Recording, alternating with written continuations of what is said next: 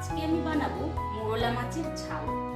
কিভাবে বানাবো আজকে আপনাদেরকে দেখাবো। প্রথমে আমি নিয়ে নিলাম মোরলা মাছ। মোরলা মাছ আমি ভালোভাবে কেটে ধুয়ে রেখেছিলাম। এরপর নেব পেঁয়াজ কুচি। ঝিরিঝিরি করে কেটে রেখেছিলাম শিম। শীতের সময় সিম কেন বাদ যাবে, সিমও দিলাম। ঝিরিঝিরি করে কেটে রেখেছিলাম মূলো।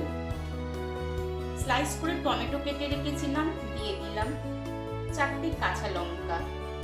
ধনেপাতা কেটে রেখেছি, আমি পরে দেব নামাবার সময়। দিয়ে দিলাম তেল, আদা বাটা, পেঁয়াজ বাটা, ধনে জিরে বাটা বেটে রেখেছিলাম আমি।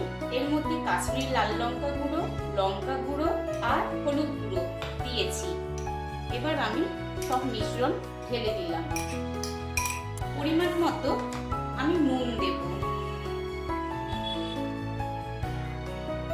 এবার আমি ভালোভাবে মিশ্রণটাকে মেখে নেব একসঙ্গে মাছ দিয়ে। এইভাবে এবার আমি ঢাকা দিয়ে দিলাম।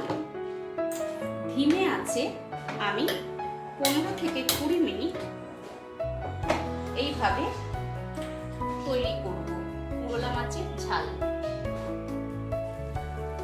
এবার আমি ধনেপাতা দিয়ে নামিয়ে নেব।